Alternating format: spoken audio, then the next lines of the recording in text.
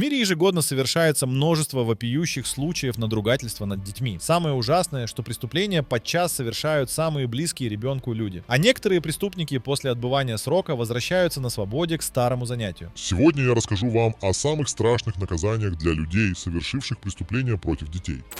Джонатан Уотсон, приговоренный к пожизненному заключению за лишение человека жизни, совершил 2 акта возмездия в тюрьме, наказав 2 человек, осужденных за преступления против детей. В своем письме, опубликованном в Bay Area News Group, Уотсон написал, как решился на насильственные действия против своих сокамерников, считая их виновными в зверствах против несовершеннолетних. Уотсона перевели в исправительное учреждение Коркорана, где по ошибке поместили в общую камеру вместо одиночной. Оказавшись среди заключенных, Уотсон почувствовал глубокое отвращение к сокамерникам, которых он и так ненавидел за их преступления против детей. Особенно его возмутил один из осужденных, смотревший детские передачи на канале PBS Kids. Он воспринял это как циничную провокацию. Не сумев справиться с нарастающим гневом, Уотсон провел бессонную ночь, размышляя о том, как поступить дальше. На следующее утро, увидев, что один из осужденных вновь смотрит детскую передачу, он решил действовать. Вооружившись тростью, Уотсон напал на преступника, совершившего насилие над ребенком. После первого нападения он направился к охране, но встретил другого заключенного, известного торговлей детьми.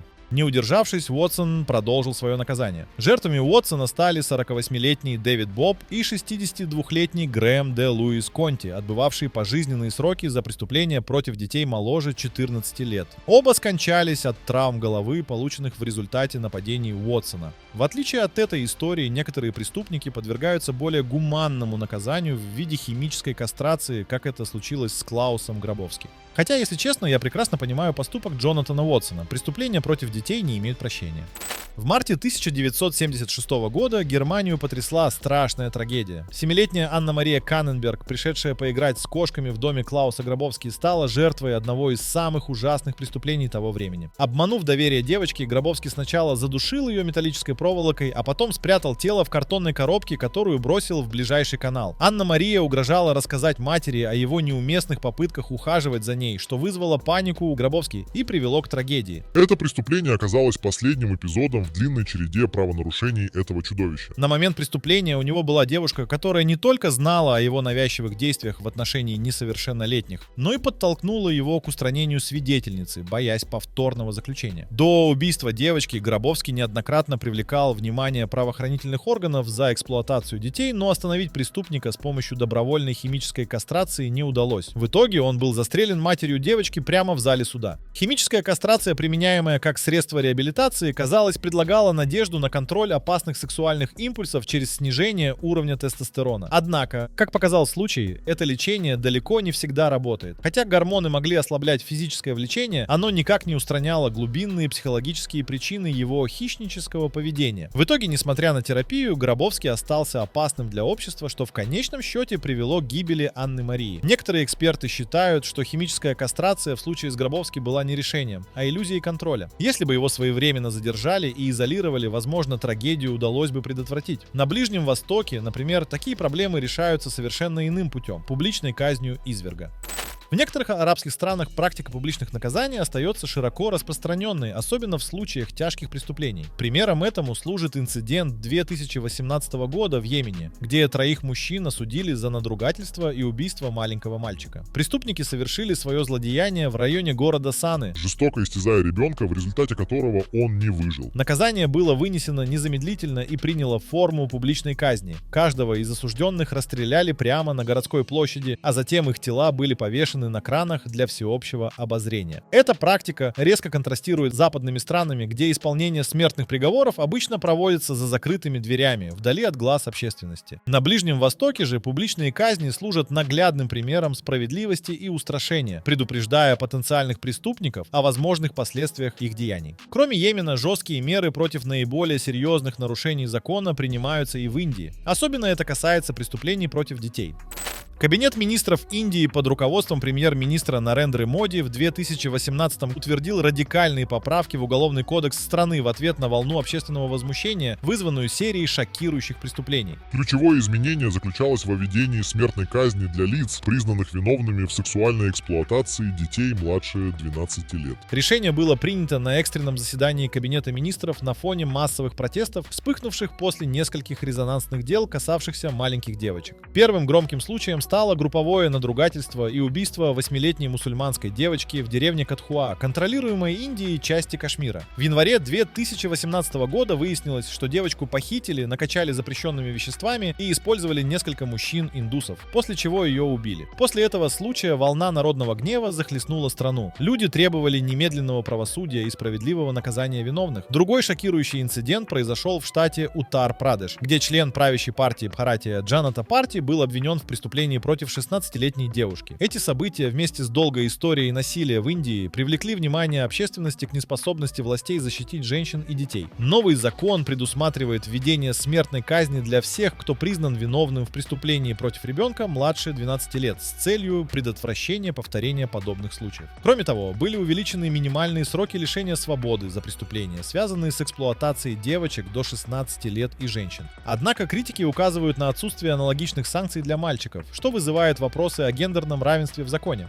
Несмотря на реформы, преступление против подростков и детей остается острой социальной проблемой в Индии. Смертная казнь в этой стране применяется крайне редко. За последнее десятилетие было исполнено всего 3 смертных приговора путем повешения. Однако некоторые преступники могут не дожить до суда, став объектом расправы разъяренной толпы. Герою следующей истории чудом удалось избежать быть растерзанным разгневанными людьми и получить законное наказание за свое преступление. В 2018-м в небольшом российском городке Железногорске поползли тревожные слухи о пропаже 8-летнего мальчика. Последний раз его видели вечером, когда он покидал школу и направлялся домой. Город замер в ожидании новостей. Жители, объединившись, искали ребенка. К поискам присоединился местный экономист и юрист Виталий Пашевский, однако мало кто догадывался, что именно он скрывает страшную правду. И вскоре внимание общественности перекинулось на Пашевского. Как выяснилось позже, Виталий заманил мальчика в свою квартиру, где совершил над ним надругательство. Испугавшись последствий, он лишил ребенка жизни, нанеся ему удар ножом в голову. Затем Пашевский спрятал тело мальчика в спортивной сумке и вывез его в лес неподалеку от деревни Трояново, расположенной в 12,5 милях от Железногорска. Там он оставил тело, укрыв его ветками и листьями. Полиция постепенно распутывала клубок лжи, обнаруживая в биографии Пашевского все больше несоответствий. Соседи, ранее доверявшие ему, начали перешептываться, и в их сердцах зарождалось чувство предательства и гнева. Недоверие к соседу становилось все более явным.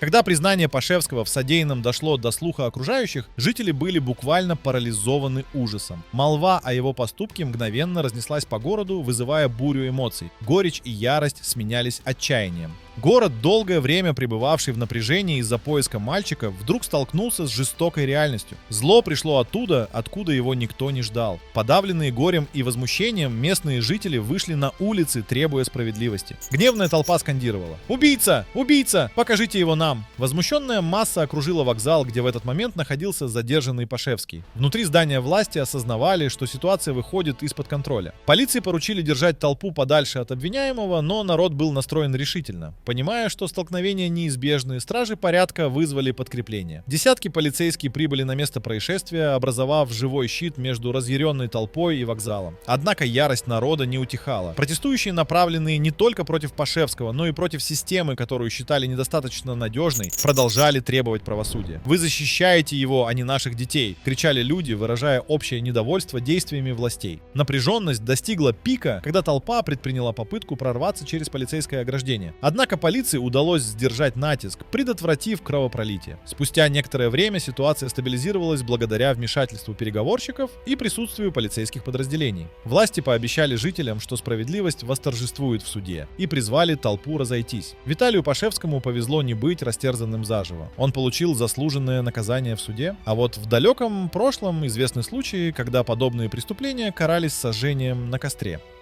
Французский отшельник Жиль Гарнье, живший в 16 веке, вошел в историю как оборотень из Доля, благодаря своим чудовищным преступлениям, которые наводили страх на жителей региона Франш-Конте, особенно в окрестностях города Доль. Его дело стало ярким примером того, как реальные преступления переплетаются с народными поверьями, ведь Гарнье обвинялся не только в преступлениях против детей, но и в том, что он якобы был оборотнем. Гарнье вел одинокую жизнь в лесах неподалеку от Доля вместе со своей женой. Борьба за пропитание семьи обернулась для него чередой неудач и бедствий, которые, вероятно, внезапно и привели его к отчаянным поступкам. В этот мрачный период начались таинственные и жестокие преступления против детей в окрестностях города. В 1572 году местные жители начали замечать следы существа, похожего на волка, возле тел погибших малышей. Ужас охватывал сердца крестьян. Детей находили убитыми, а их тела были чудовищным образом изуродованы. Деревня погрузилась в атмосферу страха и недоверия. Начали организовываться отряды охотников, чтобы поймать чудовище, которое, как многие полагали, было оборотнем. Прорыв наступил, когда Гарнье был схвачен во время очередной атаки на ребенка. Одни свидетели утверждали, что видели его в образе человека, другие, что он трансформировался в волка. Под пытками Гарнье признал вину, рассказав, что в поисках пищи он забредал в леса и нападал на детей. Инквизиция, не теряя времени, признала Гарнье виновным в колдовстве и людоедстве. Судья постановил сжечь его заживо на костре, и вскоре пламя поглотило несчастного, который стал символом народной легенды о страшном оборотне из Доля. Герой следующей истории остался жив, но ему пришлось лишиться части мужского детородного органа по решению суда. В июле 2022 года, когда одна женщина обратилась в полицию Ливингстонского округа, штат Луизиана, США, с шокирующими откровениями о пережитом в юности, дело Глена Салливана-старшего начало обретать четкие очертания. Женщина рассказала, что она, будучи подростком в возрасте 14 лет, подверглась неоднократной эксплуатации со стороны Салливана. Насилие привело к беременности, оставив глубокие физические и психоэмоциональные травмы. Расследование показало, что Салливан использовал систематические манипуляции и угрозы для сохранения контроля над жертвой и обеспечения ее молчания. Результаты анализа ДНК подтвердили обвинения женщины, наглядно демонстрируя масштаб злоупотреблений и манипуляций, совершенных Салливаном.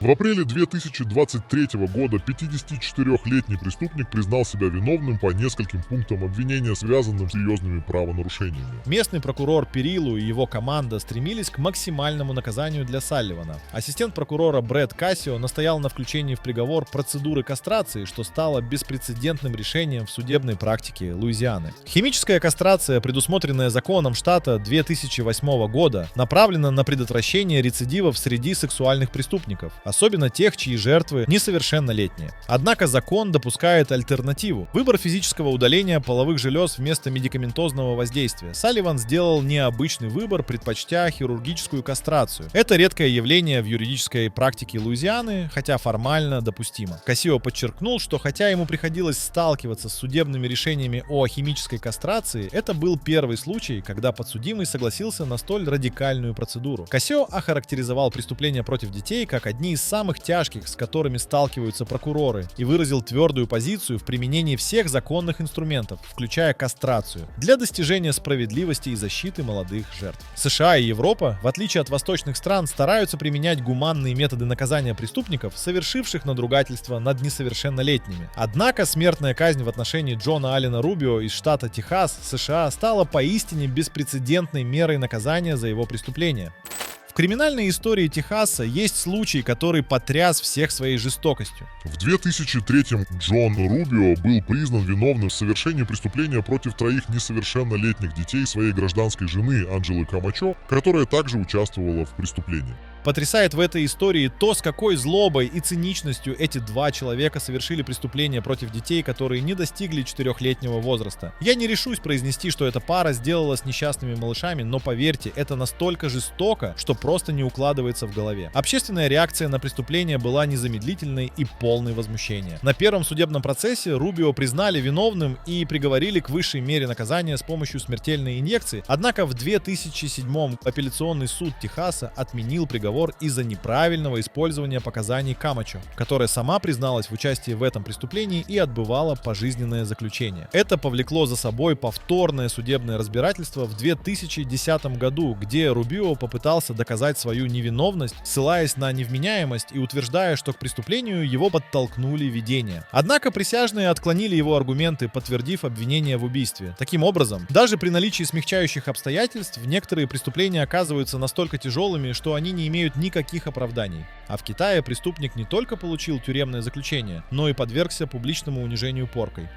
Минимум 5 жертв были вынуждены вступать в интимные отношения с Лином под давлением. В одном из случаев Лин обманул 14-летнюю девочку по имени Ви Один, внушив ей, что Хуан Ги якобы заплатил крупную сумму за получение компромата на нее от шантажиста. Так он создал у девочки ложное ощущение долга, манипулируя ее чувствами и вынуждая ее согласиться на недопустимые действия. Другой пример касается 15-летней девочки, известной как Ви-2, которую Лин многократно шантажировал, угрожая опубликовать личные фото, если она откажется следовать его требованиям. Даже после завершения своих манипуляций он продолжал эксплуатировать ее страхи, что показывает глубину его эмоционального давления. Третья жертва, которой на тот момент исполнилось 19 лет, была введена в заблуждение Лином, который уверил ее, что должен деньги своему другу Хуан Ги и что она может помочь ему, согласившись на непотребные отношения с этим так называемым другом. Не задумываясь, она согласилась, не зная, что имя Хуан Ги было просто псевдонимом, которым Лин пользовался для осуществления своего коварного плана. Судья высокого суда Хушо Пэнг охарактеризовал Лина как жестокого преступника, чьи действия оказали разрушительное воздействие не только на 15 непосредственных жертв, не достигших совершеннолетия, но и на их близких. Он особо подчеркнул, как злоупотребление технологиями сыграло ключевую роль в преступлениях Лина, отметив возрастающую роль цифровых средств в подобных злодеяниях. В итоге Лин получил 31 год тюремного заключения и 24 удара тростью. К сожалению, мне не удалось получить информацию о том, сколько лет было Лину на момент оглашения приговора, чтобы понять, выйдет ли он на свободу после завершения срока тюремного заключения. Что нельзя сказать про героя последней истории в моем ролике, который уж точно никогда на свободу не выйдет. В 2012-м Уоткинс был задержан после того, как в рамках полицейского расследования его деятельности были найдены шокирующие улики, свидетельствующие о многолетней эксплуатации детей. Обнаруженные материалы, включая непристойные изображения и видеозаписи с участием несовершеннолетних, раскрыли мрачные подробности его криминальной активности. Первоначально сомнительная репутация Уоткинса оставалась скрыта от широкой публики, но дальнейшее расследование показало, что он занимался незаконной деятельностью в течение длительного периода. Пользуясь своим статусом рок-звезды, Уоткинс манипулировал уязвимыми поклонниками, многие из которых сами участвовали в его схемах по эксплуатации детей. Двое фанатов дали ему доступ к своим детям, что позволило ему продолжать свои преступные действия. Один ребенок оказался вовлеченным в его планы, но попытка эксплуатации не удалась. Масштаб преступлений Уоткинса открылся во время судебного разбирательства, где ему были предъявлены обвинения в многочисленных отвратительных деяниях, включая попытку эксплуатации ребенка. Это обвинение стало самым шокирующим и ужасающим аспектом его уголовного дела. Преступления, направленные против детей, не только наносят физический вред, но и оказывают глубокое эмоциональное воздействие на жертв и их близких. Психологическая травма может оказать долгосрочное влияние на качество жизни. Задача общества и системы правосудия — обеспечить защиту несовершеннолетних от посягательств на их душу, тело и жизнь взрослых людей. В случае с совершившимся преступлением наказать виновного по заслугам. А на сегодня это все. Спасибо за просмотр.